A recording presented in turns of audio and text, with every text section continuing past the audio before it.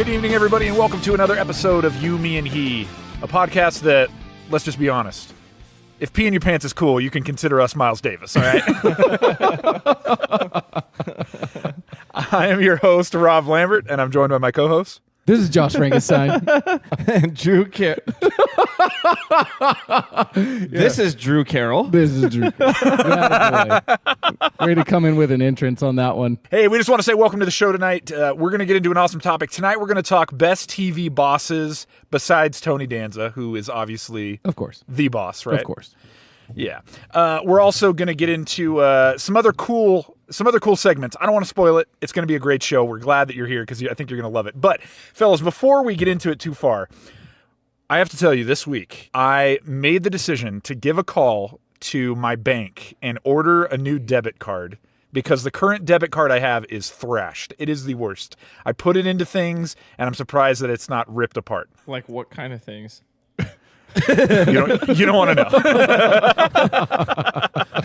But little did I know that I was going to get put into one of the craziest moments of having to make a decision that I've ever been. And it was all about a freaking debit card. So here's what happened.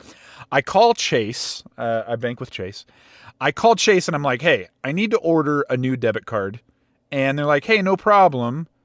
I see that you have our sort of classic blue card, but we have some new designs, and so you're going to have to pick a new design. And I'm like, okay, cool. No problem. No, it was a big problem. Because then she proceeds to read off to me what my options were, and I want you to keep in mind that I am a 34-year-old man who is going to use this card to purchase goods and services as an adult. On a daily basis. Wait, so do we get to guess what they're going to send you? I'll tell you what. I'll tell you what the options were, and then you can just give a wild guess as to which ones I picked. Okay, but as I said, which ones? Oh, sorry, which one? Okay, the card that I picked. Interesting. It's like there were so many good ones that he yeah. I want this on the front and this on the back. Once again, keep in mind, 34-year-old man. Okay, she proceeds to read off the options. She's like, we have Mickey Mouse. Of course. Mickey and Friends. Yes. The Disney Castle. Elsa from Frozen. BB-8 from Star Wars. Darth Vader. Or what they call the Disney Jamboree, which is like a complete ridiculous shotgun blast of Disney characters on my debit card. I'm a 34-year-old man. I'm going to be using this to make purchases of goods and services as a man. I can see right now in your mind you're just looking at your old card and saying, "You're my boy, Blue. You're my boy." I'm looking at it going, "It's not that bad. It's fine. It's fine. It'll goodbye." Why are your only options a parade of Disney characters which just scream, "Hi, I'm 34 years old and I have 2 children. I hate my life." Yeah, exactly. Yeah. I'm imagining myself going into the DMV or the emergency room, and I'm like, "Here you go. Please take me seriously." So you picked the Vader one, right? No, of course not. Why would you? I mean, I think let's you be went with honest. Disney princess. Elsa? Princesses. Here's the deal. I looked at it and I asked myself, what is the one card that I will be the least embarrassed to hand over to somebody? So I did indeed go with Darth Vader. There you go. Yeah, you have to. I'm not surprised. That was the only option I heard. Yeah. Yeah. Blah, blah, blah, blah, Darth Vader, blah, blah, blah. I still don't understand why you just couldn't stay with the blue card. Yeah. Dude, if I was in that situation, I'd be like, look at me. Why would you give me these other options? Just tell me the only one you have is the Vader card. I don't know, man. I feel like that's a bank just being a straight up dictator. They're giving you the illusion of choice. Yeah, exactly. Yeah, dude. But really, they're giving you every option you hate. Yeah. So basically, when I go to the grocery store and I'm chatting it up with the cashier, and they're like, "Oh, cash or card?" I'm going to be like, "It's going to be a card." Dude, Darth Vader though, I would hand that over with confidence. Yeah, mostly. If you could get some trick to make it look like you're not even holding it, Like it's just levitating over your hand. That would be cool. However, I do highly recommend that you never use that card while attending an MMA fight. Like, I just don't think it's going to work out well. Although I feel like if I walk in and I like try to hand them the card and they're like, sorry, we don't accept that here, I can be like, I find your lack of chase disturbing. I don't know if that's going to work. But Perfect. So anyways, there you go. So yeah, I am the proud owner of a Darth Vader debit card. And yes, I am also a grown man. So there you go. It's great. I am actually a little bit jealous, dude. That sounds pretty rad. In the beginning, when you were talking about this, it sounded like it was going to be, terrible. But it seems like it worked out pretty well. It does seem like it worked out. I mean, now for me, I kind of prefer my untraceable, like my debit no card personality in my bunch accounting. Of almond trees blooming on it. It's stupid. That's your debit card? Yeah. A bunch of almond trees blooming on it. Yeah. Yeah. Okay. Hey, just come over to the dark side, bro. Come over to the dark I side. would, but where I bank is so small. They don't offer things like that. They offer pictures from around here. So which one do you think owns the other? Does Chase own Disney or does Disney own Chase? Of course, Disney owns. I know. Really? Are you kidding me? Oh my gosh. Conspiracy up in here. Anyway, Josh, how are you doing, man?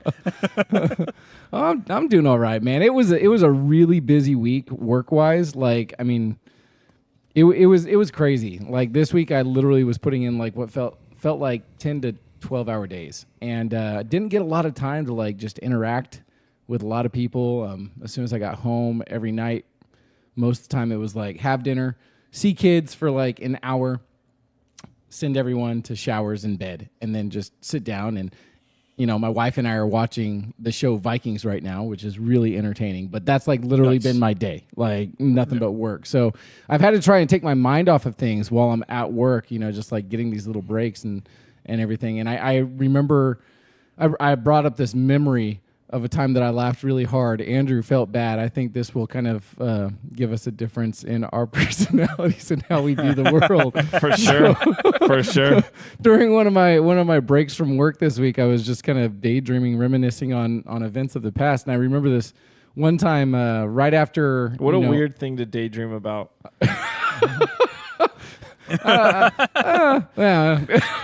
Yeah, sure. Daydreams we'll let the usually, audience decide. Daydreams usually take you to a place of peace and happiness. For me, this was peace and happiness. Anyway, because I still laughed. I laughed about it again. Like, if you are someone who has a sensitive heart, you're going to want to check back in about 3 or 4 minutes. Yeah, just go ahead and fast forward to the podcast. And if you are an individual that enjoys dark comedies, stick around and put your seatbelt on because you're really going to enjoy this one. Also, if you're also a fan of natural selection. Science. Andrew and I were the proud witness, well, me proud witness, he regrettably so, to a Darwin Award recipient one day. For sure. Oh, no. Way For back. sure. What was this? Like 5 or 6 years ago? I don't know, Possibly. man. Like Let's think back to... This is after Rob moved out of California, I think, right? Your son was in a car seat. Okay, or at least away from where we are. Yeah, my son was with us, and he was super young in a car seat. No one in the band is still around. Andrew and I are just hanging out one day, and because I had some errands to run in Fresno. And we're going down this major street. It's called Shaw Avenue. And along Shaw Avenue off of the major highway is just a bunch of stores, and we were trying to go to Dick's Sporting Goods, right? Yeah. That's where dude, we were headed. hang on. Who would name a sporting goods store that, dude? I don't care if you're the CEO and that's your name. Change It doesn't it. matter. It doesn't matter. There are certain people I'm sure that don't shop there. So For sure. He's looking, I'm putting my foot down. We're calling it Dick's. anyway. He signs the checks. Yeah. Andrew and I are coming down this road. We're coming up to the stoplight where we actually have to turn left, right? And as we're coming up this road, we pass through a past intersection. We pass this guy that's on the sidewalk and just blowing away down the sidewalk on his Razor scooter. Well, and how old would you say he was? Oh, dude, he had to be like late 30s. Late 30s, early 40s. So Go hang ahead. on. Well, that was So- his first problem. Well, dude, we were sitting there waiting for this light to turn, and I look in the mirror behind me, and I see this dude coming up the bike lane, and I'm like, oh man, Josh, look at this guy. He's got like dreads. He's a white dude. Yeah. Dreads. Yeah.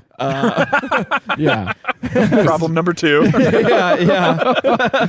He's like listening to his music, dude, and he's just going to town on this Razor scooter. I don't know if he was listening to music. He had his earbuds in. He did have Yeah, earbuds he had those in? white ones. Oh, okay. All Yeah. right. All right. no. Okay. So, and he's coming, and Josh and I are sitting there talking, and then all of a sudden I'm like, dude, I don't think this guy's going to stop. So we start Wait. watching this dude. Wait, so do I get to tell the story? Yeah, go for Okay. it. All right. I mean, it was my daydream after all. And this was supposed to be scarring for And you. my nightmare.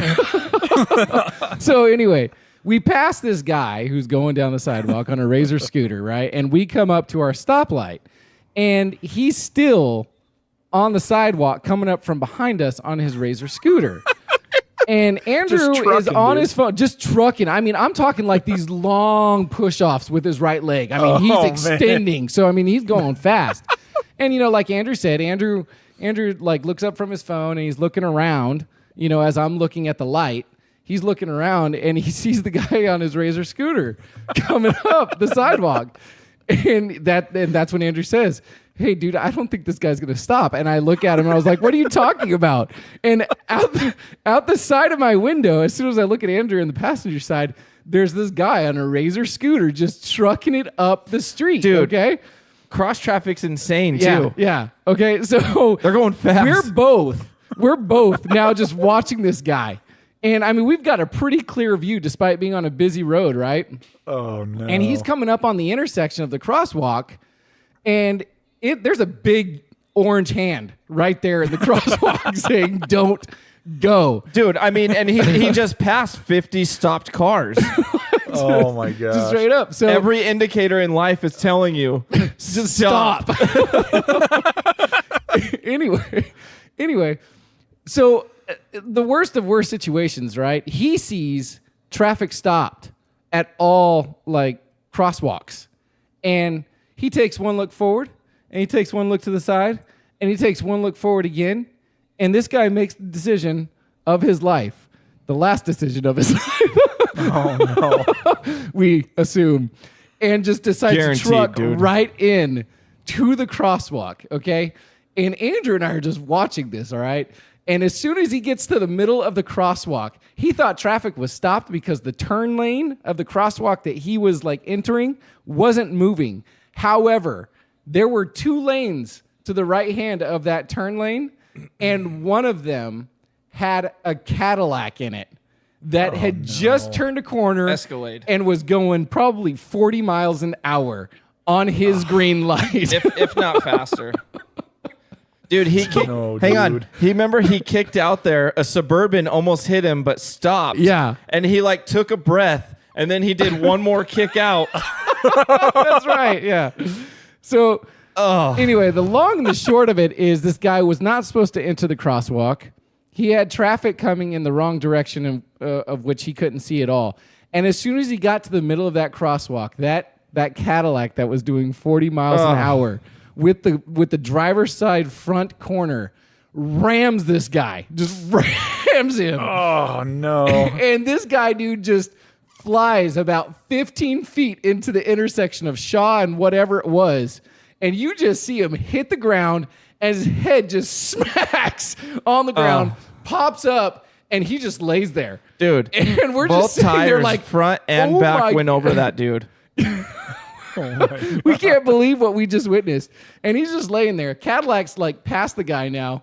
And all you see is like, there's no movement. And then all of a sudden he like squirms and his arms look like they're kind of contorted. Like he just squirms. Dude. Yeah, the contortionist. Let me ask you a question. Anyway, hold on.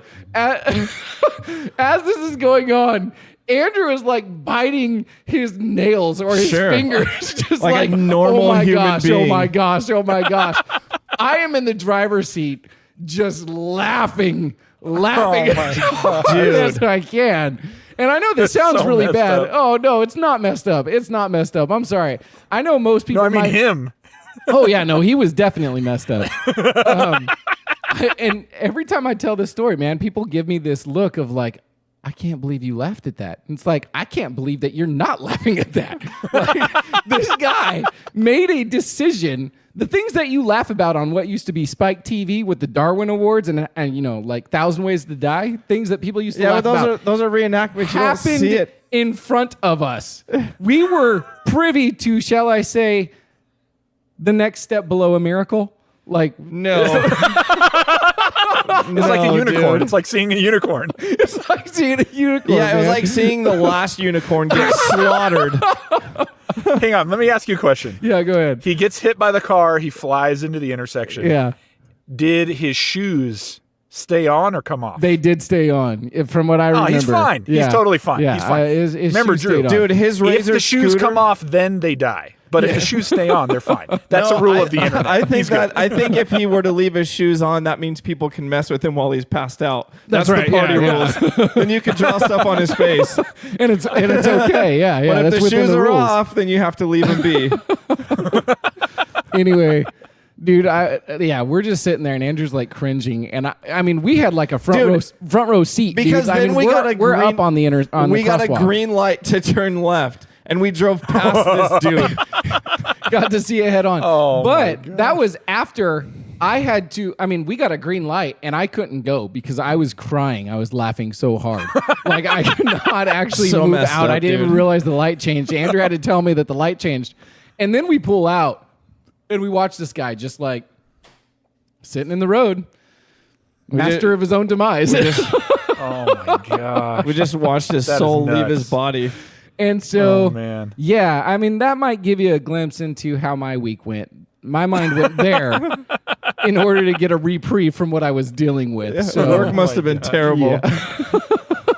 anyway, If that was a reprieve. I thought the Darth Vader card was bad. You're good, man. dude, I still laugh about it to this day, and I'm unapologetic about it.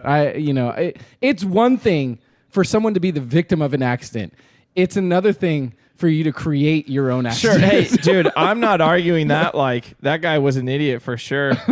I felt bad for the driver. I did feel bad for the driver. that I felt bad sucks, for the dude. driver. Yeah. But I don't know. I mean, I'm really torn on it, dude. Sometimes I kind of giggle, and sometimes I still wait some days to see if it ever gets posted to like YouTube or if there's like a reenactment of it some kind. So like, there's someone filming from a corner, and all you see is Josh driving by the guy, pointing and laughing. And I just have my head down with my hand in my face. yeah, good times. Anyway, how was your week, Drew? Yeah, on to greener pastures. Both for that guy and our topic. So last night we went and watched the new Jurassic Park movie. Well, actually, I guess they're not called Jurassic Park anymore. They're called Jurassic World. Nice. So I went and saw that one. But before we went and we had dinner, and my wife, she always gets nervous when it comes time to order food, and I'm not really sure why. But she gets like this anxiety, and one, it stems from her being, And this is just eating at In-N-Out? dude, In-N-Out, she has it down pretty good, but especially like if we go to new places that we've never been before, it's like, oh, dude, forget about asking her to order at a drive-thru. I don't know why, dude, but she'll just start laughing, and then she can't stop laughing, and then people are like, are you gonna order? Yeah, just give me a second. So last night, dude, we're at this place, and she was asking me what I was gonna order. I was like, oh, I'm probably just gonna get a wedge salad. She's like, oh, okay. The lady comes up and she goes, do you guys know what you want to order? And she's like, yeah, but go ahead. You go ahead. So I ordered mine, and it took like 5 seconds. Right. And then I'll have the wedge salad. Yeah, so Anything else? Then the chick was looking at her, and she's just sitting there, and she's like, I'm gonna have a pizza. She's like, okay, well, what do you want on the pizza? She's like, pepperoni, bell peppers, pineapples, and tomatoes.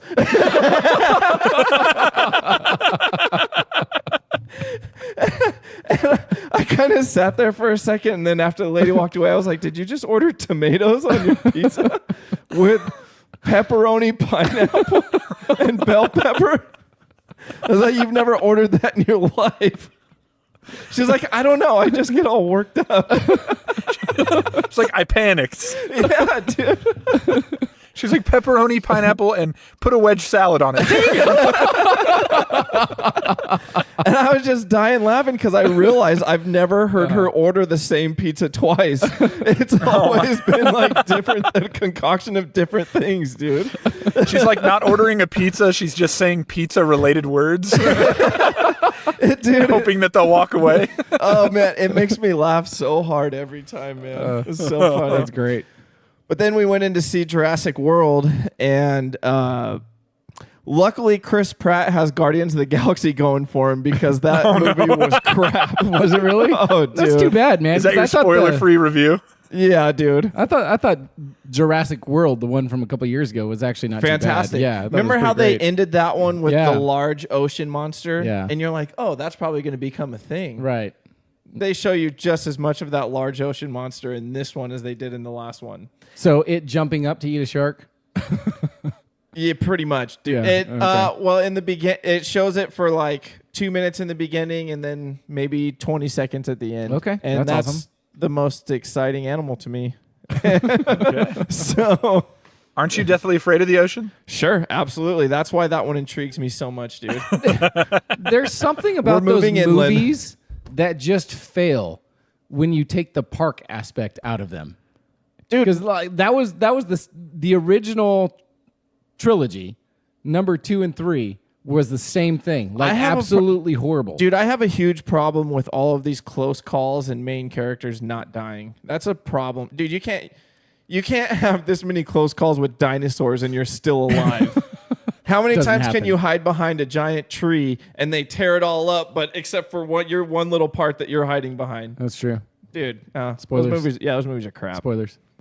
So The whole I don't know what the plot is for this one. Okay, same but as this all whole the others. Okay, so Man let me runs, dinosaur chases. Oh, I can tell you though, seeing the ending of this one, there's going to be another one. Oh, awesome, Of course, great, man, because Chris Pratt is Hollywood Just- gold. Keep it spoiler free, but does it revolve around somebody going to the island that shouldn't go, so then other people need to go to try to bring them rescue back? Yeah, probably. Dude, this one is actually, I feel like you would probably get this if you saw the trailer. The premise of this one is saving all of the dinosaurs that are on this island that's about ready to explode from a volcano. So the underlying tone. Is this like a PETA type thing? Yes, Yeah, dude. That was another thing Kind that of. pissed me off. The entire underlying time. tone is how corporations are all corporation-y and evil and are always trying to make money corporationally As you'll, from a corporation aspect. that's a huge part of it. Yes, Did you guys follow that? yes. Okay. Totally.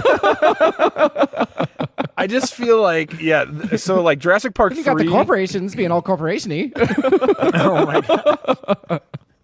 I just feel like Jurassic Park 3 when they like the kids get stranded over there. It's like, just let them be. That was their own dumb fault. It's done. Leave Dude, them. Yeah, Issues over. No problem. yeah. No movie.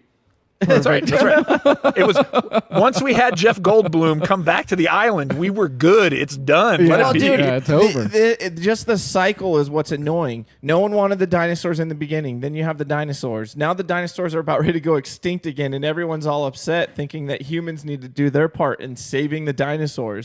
And it's like, dude, they rip you up every time, everybody, and you want to just keep this going. All right, so Isn't there's gonna be this another just one. another like Mother Nature pretty much decided that they should not be around anymore, and she's trying to do it again. And we're like, get a freaking hint, bro.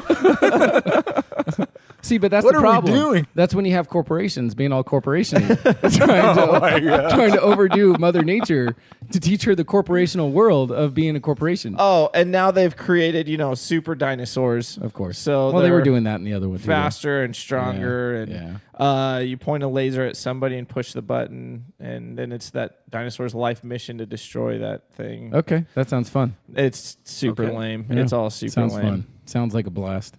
I'm ready for the ride. Everyone, go out and don't see it. Go see something else. By the way, Chris Pratt, we'd love to have you on the show. No, dude, not after that. Not after that. Dude, don't be dissing my boy Star-Lord. He's still got that for him. All right, hey, when we come back, we're going to jump into an awesome topic. We're going to be talking best TV bosses, so stick around, and we will be right back. All right, and welcome back to the show. Tonight, we're going to be talking best TV bosses. Look, when we look at the TV landscape, guys, there are bosses that we look at and we go, these guys are ridiculous. There's no way you'd want to work for them. There's some bosses you look at and be like, these guys would be the guys to work for. The guys you would model your management style after, if we're being honest, maybe. So tonight we're going to talk best TV bosses. Perfect. Who wants to kick us off? Let's you know do what? This. I think I will tackle this topic first because I've got the best TV boss whom I would actually love to work for in real life. This man is a model citizen, full of wisdom, and doesn't want you to do any work whatsoever. So, best TV boss that has ever been presented is Ron Swanson. Hands down. Nice. From Parks and Rec, Ron Swanson, the best. Okay, I mean, talk about a guy, man. All right, we've broached this topic before, or this phrase before, but this is a man who two of my favorite sayings from him, walks into a restaurant and says, "Give me all the bacon you have." And eggs. What you think you heard was give me a lot of bacon and eggs. What I actually said was give me all the bacon and eggs that you have. Okay, that's just awesome. And he says it with this just dead look of you better take me serious. And you know I'm not fooling around, boy.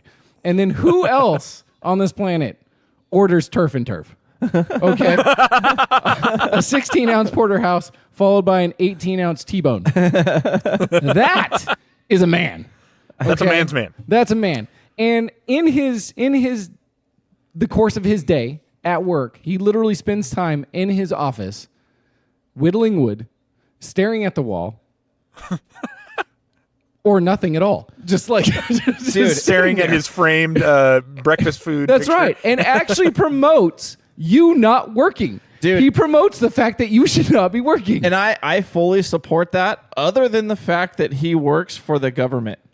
Yeah, I know. So he's actually wasting our money. It's the one hypocritical thing about him, I know. Very hypocritical. Hey, every Achilles has their heel.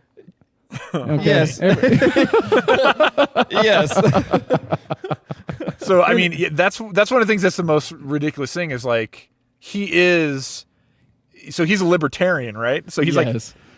he's a walking contradiction. Yeah. Sure, he's anti-government, but he's almost a genius because he decided to take it down from the inside, Yes. right? Except he's not taking it down. He's just wasting our money. No, but that's what he says. That's what he says all the time. Like he's working from the inside. Yeah, Okay? but he would be better to limit how much money is spent. I mean, think about how many times he tells Leslie, "No, you can't build a park. Yeah, no, there you you go. can't do this. No, you can't do that." Yeah, but so your it's not- services are better. No. Trust me. If you have to pay government, that's the investment that you want to make. Is Ron Swanson? Okay, I will give that man $50,000 a year to ensure $100,000 is not spent. Dude, if he was in Congress, Okay. for sure. But being over Parks Department, I don't think it really. I mean, okay, so we live in a small town, I a lot like think he's Pawnee. fighting the most important battle, man. He's fighting the most important battle. Local. Okay, that's what I was gonna say. But even being here, this is a small town like Pawnee. How much money do you think we invest in our parks? $0. Sure, that's what I'm saying. So we he's don't- literally just bleeding dry from We don't something have a that's Parks already and not Rec productive. director, for one, because our town is that small. But I'm pretty sure Pawnee was bigger than that. I'm pretty I don't sure know, man. if they can afford a parks director, they can afford a parks director who says no. All I'm to saying is, projects being I done. like Ron Swanson. I just think that he's a hypocrite. Is all.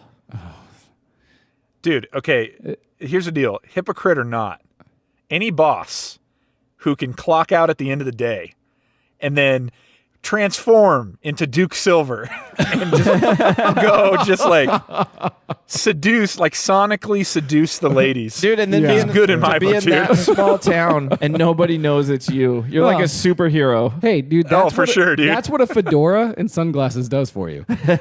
I mean, it hides you. I mean, just go ask Moon Hooch. I'm telling you. Like, Real. Are you listening, military? Forget the camouflage. You should all be wearing fedoras and sunglasses. shades. Well, there is a rule though: one fedora per crew. So not everyone can do it. Dude, can Is you that like a imagine how rule? awesome our freaking military would look rolling up in fedoras and shades all the time? They'd have to get like bulletproof fedoras. The Kevlar fedoras. Anyway, no man is without his hypocrisy, except for me.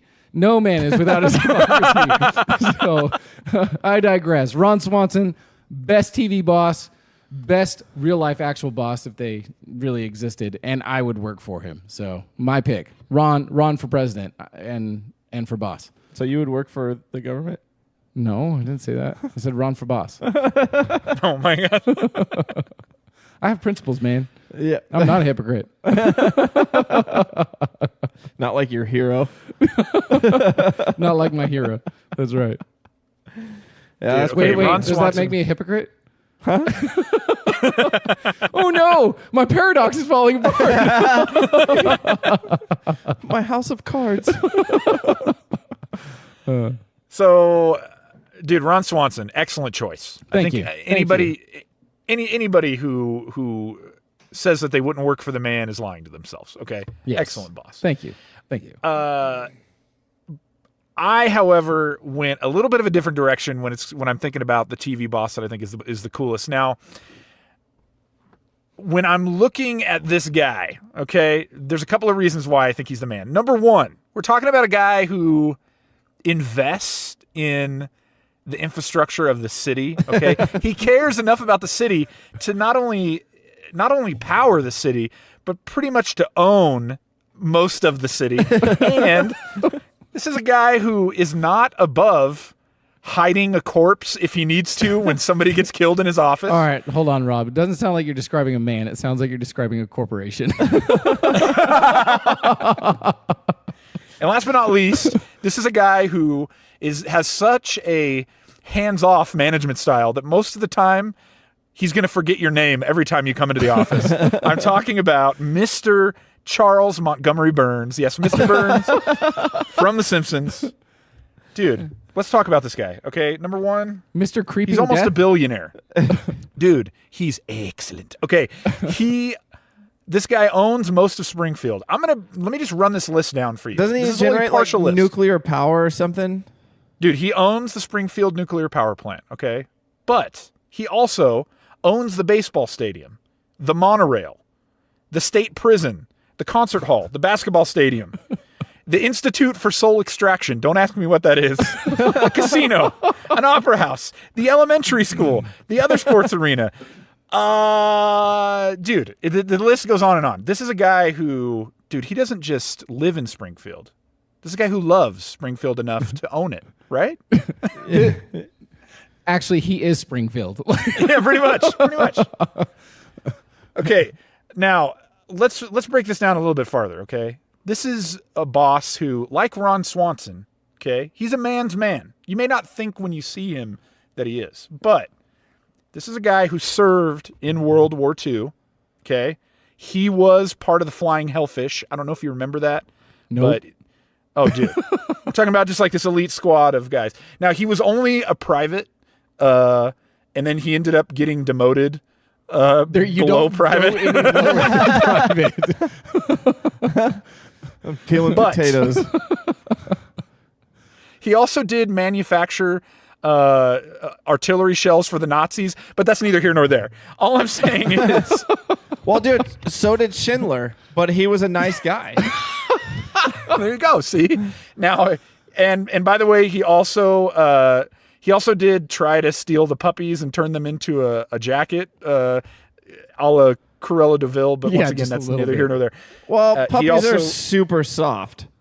So, I mean, right. Are you kidding me? He did have that gorilla chest vest. Do you remember that? No.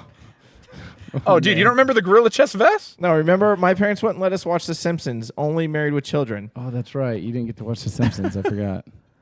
All I'm saying is anybody who wouldn't sport a vest made of gorilla chest is ridiculous. So all I'm saying, Mr. Burns, this is a guy who, he's an American hero. He's investing in the infrastructure of the city. He's giving them power. And like I said, dude, every time Homer walks in the office, he has no idea who this guy is. Smithers has to remind him that he is a drone from Sector 7G. And the other thing that you need to keep in mind, he is so committed to his job. He is so committed to doing a good job that he doesn't even realize after so many years that Smithers is definitely in love with him. He's committed to his work, man. And that's a boss any of us would be proud to serve under. Am I right? Kind of. I've only got one hesitation. Okay, hit me. And it's that he's pretty much the embodiment of Satan. So I don't know if I necessarily want to work kill for that. the guy that was in his office? Dude, no. Okay, so remember Smithers' dad, the power plant was melting down. Smithers' dad went in, he stopped it, but then he ended up dying. But then he just happened to have a corpse hatch in his office, so they threw his body down the corpse hatch, and it was all good. It was all good. No problem. A corpse hatch. Yeah.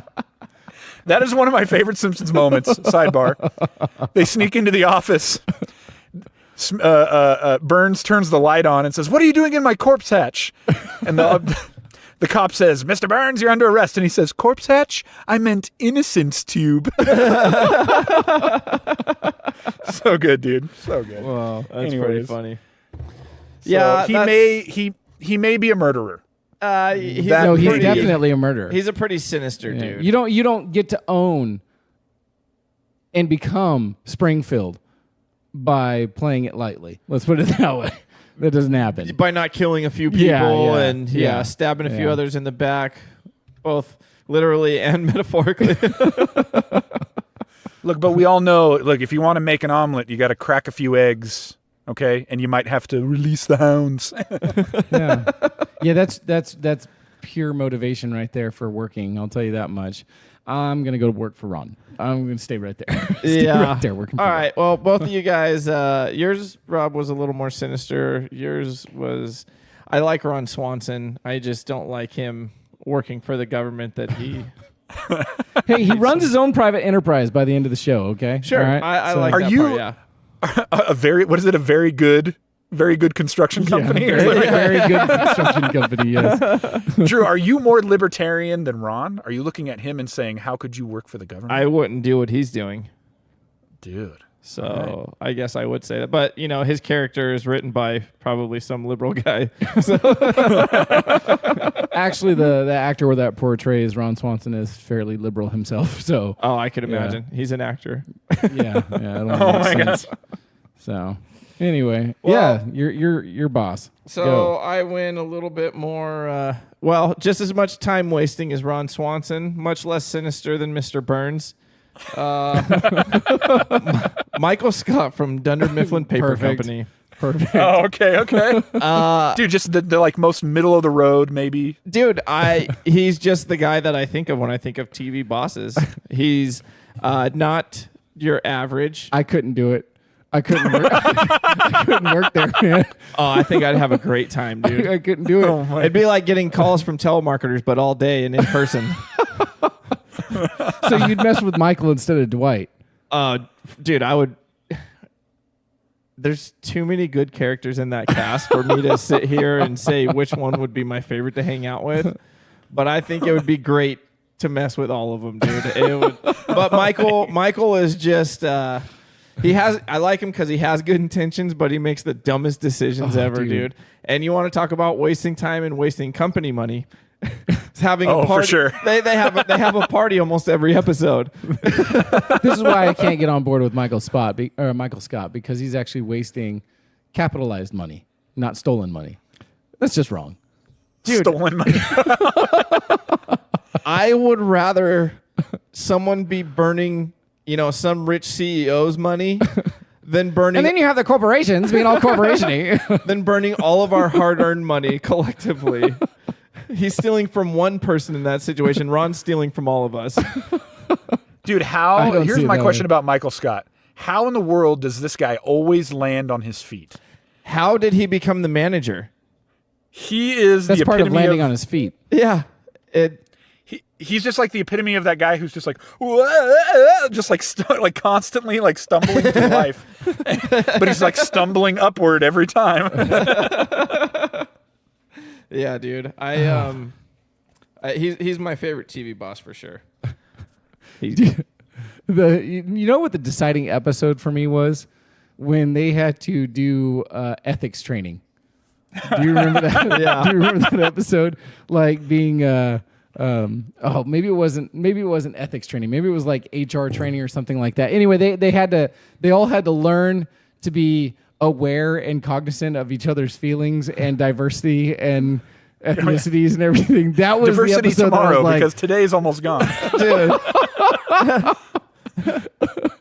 Like that was the one that sold me. He's I like, was Oscar, I could not work for this guy at all. I could never work for this guy. It's Oscar. It's not your gayness that defines you. It's your Mexicanness that defines you. One of my, you know what? Okay, that's one of my favorite moments in that episode is when. I don't remember who it is, but Kevin, they have the ethnicities on their forehead. Yes. And somebody has Jamaican, and he's like, do you want to get high, Mon? And they're like, no, I don't think so. And he's like, I think you do, Mon. It was just the worst. Dude. The one that I thought was funny was Dwight had Asian on his forehead, and Pam was like, okay, not that I believe in stereotypes at all, and I don't think they're true, but if I was you, I might be kind of a bad driver.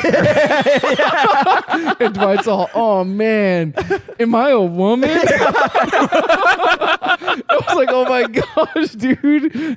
These so two, ridiculous. like Michael Scott and Dwight, dude, like they just make up the absolute worst work colleagues you could ever have. They they're a walking lawsuit for at sure. every turn. For sure, dude. And what I'm always afraid of being around a walking lawsuit is that you're going to get like dirt on you at some point. No matter how far you try and get away, you're going to get dirt on you. Oh, yeah, dude. Well, Michael Scott's the worst, dude, because he can't keep a secret.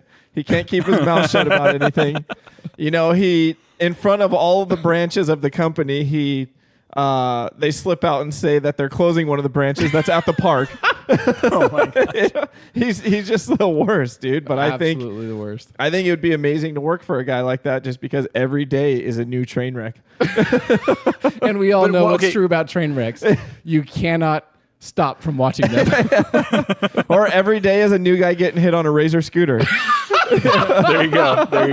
Oh my God. Perfect. Well, dude, okay, you just sold me. The thing about Michael Scott, though, that you cannot deny is this is a guy who he may not always know how to express it or do the right thing, but it's a guy who totally cares for his employees, because you have these moments that are so cringy and you're just like, oh my gosh, how does this guy have a job? And then he has those moments where like he goes to Pam's art show, you know, and he buys her drawing and he's like, I'm so proud of you and stuff. And you're like, this is our building. The dude's got a... Yeah, exactly. The dude's got a heart of gold. And then Dwight breaks it down. He's like, you kidding me? I'm a total amateur. Well, there's shades going both ways. Oh. Right. So it's solid. And then, pick. dude, I mean, spoilers. Okay, spoiler. You guys have both finished the series, right? Dude, I've seen the entire series like 6 or 7 times. I have not, because I watched during the course of like the few bosses that changed over, and they never captured the magic of Michael Scott. Wait, Dude, you have never seen the He end? stopped No. watching after Michael left because he Okay, I didn't wait a stop minute. watching Okay. after Michael left. I stopped watching after they decided not to cast James Spader? Spader? In that he role. was Robert I thought- California? I thought he was. I thought he was the next best one. He so- was there for a while. He was there for almost a full season. Yeah. Okay, wait, dude. So after okay, that- so He actually, I thought about making him my pick because he's hilarious in that show. Robert he was California? great, dude. Oh, he yeah. was great. And then at the end, when Andy's threatening him, he's all, you don't even know my real name. oh dang. Okay. So I was It's okay. gonna You talk can about spoil it. It's fine. No, dude, no. Okay, I was all going right. to talk about the finale. I was going to throw some spoilers, but dude, Drew can attest to this. The final episode of The Office is like one of the greatest final episodes of any show ever. Oh, I that's would good say. to know. Okay. That one and Parks and Rec is pretty good too. Parks and Rec was Yes, pretty phenomenal. Dude, So what's funny is one of my bye buddies. little who- Sebastian. Yeah. Oh yeah. Yeah. Bye bye, little Sebastian. Can we They're just like a wait minute, thousand candles in the wind. Take a running leap and you learn to fly. Okay. Can we just talk about the fact for a second that Mouse Rat is the worst band ever, but they're also kind of good? Yeah. Like, Yeah. are you kidding me? Chris Pratt probably would have been fine if he went off in that direction. It's true. For real, True dude. story. Had it Dude, been during the Dave Matthews era. Yeah. Or something like that. I'm not gonna lie. Bye bye, little Sebastian has been sung in my house way too many times. Anyways, That's perfect. so yeah, dude, the finale of The Office, you got to watch it. It is, Okay. you got to get there, man. It's one of the greatest finales. And one of my buddies that I work with, who also listens to the show, his name's Justin. Josh, he is just like you. He will watch the series. He will get. This is. True story. He will get to the point where Michael leaves, and then he will restart the series because for Why? him, that's where it ends. And I'm like, dude, You're missing you need so to much power good, through. dude. Oh, you the are. writing You are. is That's still awesome. good. The writers are Yeah. still It the really same. is. Yeah, the And it's delivery's worth awesome. going to the end for. Yeah. It's All All right, worth. I going will all go the way. back. I will go back and I will watch it. I make that promise to you. But in the meantime, do you hear that? What? Wait a Do minute. you? Do you? I think hear I actually do hear Do something you- this time. What is it? What? Drew? Get excited because it's time for another segment of Conspiracy Corner with Josh Frankenstein. Oh my god! That's right. Finally bringing it to you. Tonight's episode, we will be focusing on the conspiracy of whether Keanu Reeves is a 1,200-year-old immortal or, and yes, I do mean or, and we will have to wait to get to the end before we actually answer that or. What? In the meantime, I do want to start off by saying that if you don't know him, Keanu Reeves is actually a 1,200-year-old immortal, and I am about to present to you the facts. Any questions before we get started? Yes. Okay. If he was a 1,200-year-old immortal, don't you think he would be a better actor than he is right now? We will get there. We will get there. Okay. I will say, by the end, am I going to be a skeptic or a true believer? We shall see. But I will say, if he Okay. is a 1,200-year-old immortal, that explains how he does in fact know kung fu. Okay, let's go. Yes. Have we absolutely. talked about on here how they might do another Bill and Ted's Excellent Adventure? No, but you have Okay. you have brought it up in private, so we can talk about that afterwards. Okay, so if there are no further questions, we're about to get into the evidence of Keanu Let's Reeves do being this. a 1,200-year-old immortal. Okay, so Keanu Is it Keanu? Keanu Charles Keanu? Reeves was born on September 2nd, 1964. His middle name being Charles. He is Canadian from the French-Canadian province He's Canadian? of Canada. That is correct. Whoa. Now, if you're wondering about that his explains true so much right there. birth date, his true birth date actually dates back to the French emperor of Charlemagne, whose name is also Charles the Great, Charles Magnus, Charlemagne, who was born on April 2nd, 742. Okay, so this is where we're getting our dates of being a 1,200-year-old immortal. Okay, now as the emperor of France, the Franks, whom I am not really happy with right This now. is really big for you to be talking about them so much. I'm proud of you, There's a Josh. reason. I know. I'm trying to reach out a little bit. Okay, being an emperor and overseeing so many countries, you can imagine how much money he was actually able to accumulate. Okay, I mean, Charlemagne. We're talking Monty was- Burns style. Yeah, was one of the richest emperors to ever rule. Actually, not only in his time frame, but in all of history, accounting for What kind of stuff do you buy in 742? women, People, people, castles, that type of thing. Anyway, fattened calf. Anyway. yeah, I want you to try and remember the dates, okay? Because Mr. Keanu Reeves, who was born as Charlemagne, the Emperor of France, disappeared for a while, and this is where he learns about himself and just about life in general, and probably where he becomes adopted into the Illuminati, which we will actually get into as well, and does not reappear until later on, where he is born again, supposedly, on October 5th, 1847, as the French actor Paul Mounet. Ooh. Okay, so I mean, we've got. Wait, this is the emperor still?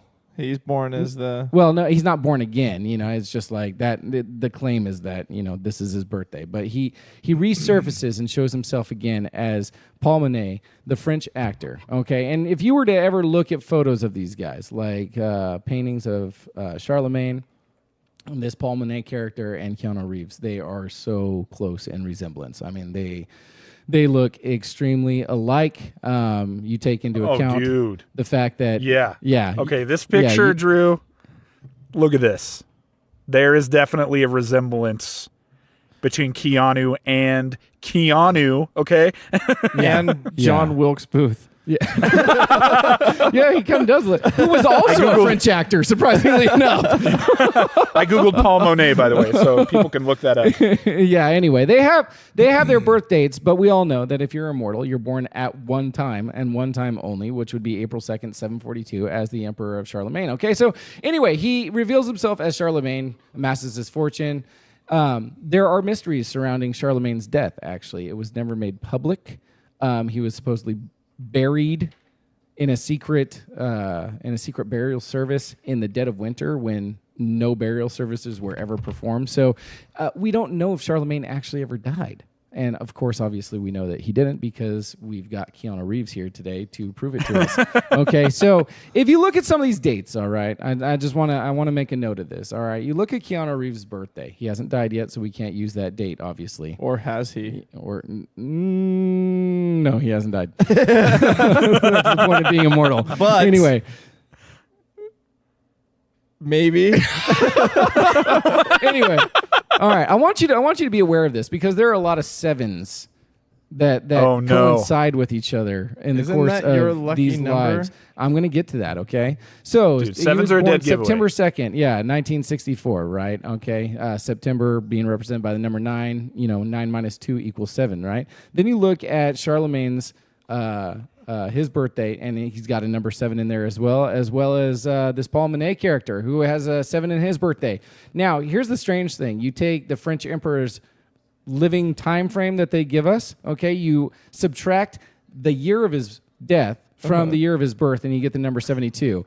French actor Paul Monet, you subtract the year of his death from the year of his birth, and you get the number 75. 75 minus 72 equals 3, and as we all know...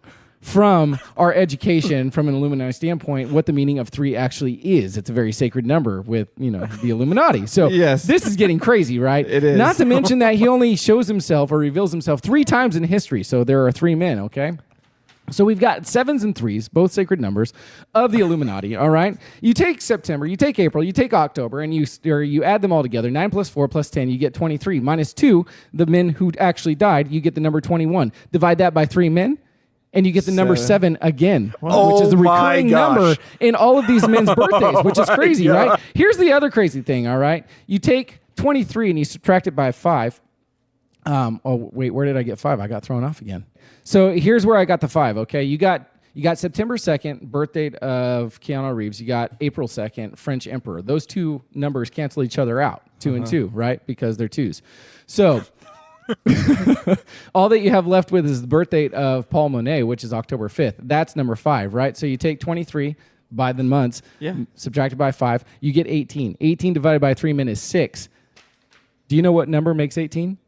3 times? 666. Holy friggin' crap! And guess what? This man played the devil's advocate, but also played the devil's nemesis as Constantine. Constantine. Dude, yin and yang. Okay. Yin and the yang. That's right. Yin and yang, sporting Cancels. both the number 6, the number 7, and the number 3, which are all holy numbers in every religion that exists on the face of the planet. And therefore, you come to the reasonable deduction that this man is immortal. Or, as Andrew asked at the beginning of this episode, he's actually a puppet who's been redressed all through these centuries because obviously he can't act. So.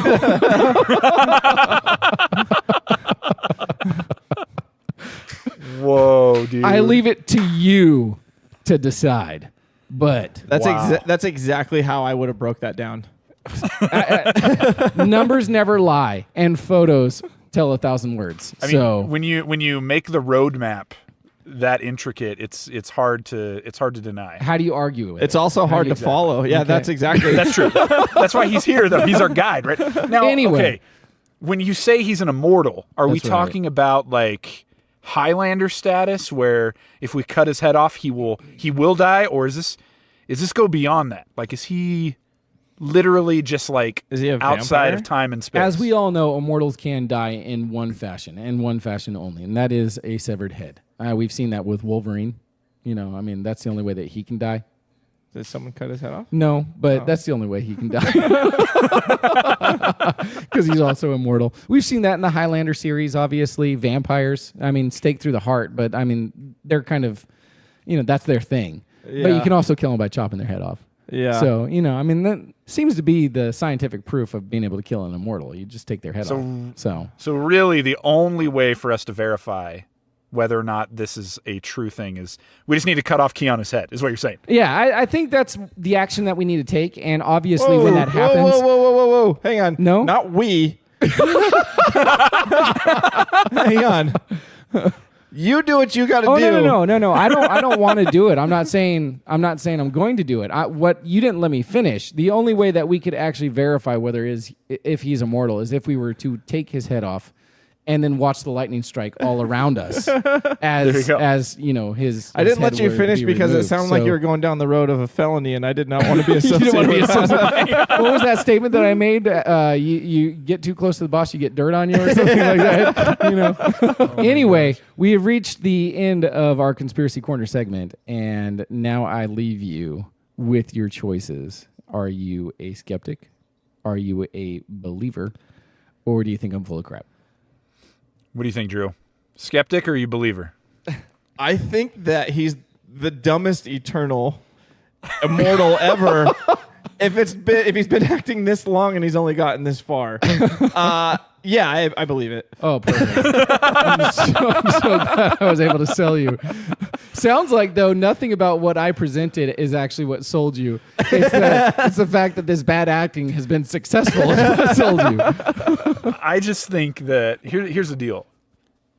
You don't become the world's richest emperor if you're an idiot, okay? It's true.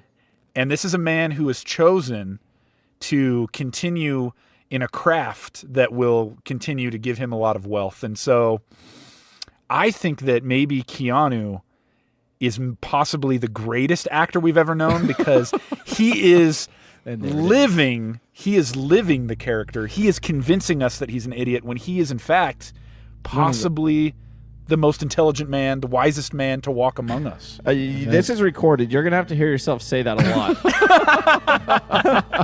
What can I say? I'm a believer. What can I say? Yes, that's right. Finally, I went 100% in a Conspiracy Corner. I'm so happy. We're going to close it right there. I changed my mind. Come on. No. We already have you on record. You're a believer. Okay, and on that point, let's talk about what we've learned tonight. Thank you, Rob. Thank you for saving us. So number one, guys, tonight we learned that there are some people out there who have not experienced the glory and the majesty of the Office finale. If that is you, go do it now, because Guilty. you will laugh, you will cry. It is worth it. This is not a joke. Just go watch it. You're going to love it. I promise I will. Number two, if you want to be the best boss out there, there's two things you need to do. Number one, every time you go out to eat, you order turf and turf. Number two, make sure you learn how to play the sax and you moonlight as Duke Silver. There's no cooler boss than that. That's what you got to do. That's what you got to do. Hey, we just want to say thanks to everybody who's been listening and supporting the show. Make sure wherever you get your podcasts, you go and leave us a review because it really helps out the show. And until next time, I'm your host, Rob Lambert. This is Josh Frankenstein. And this is Drew Carroll. Bye.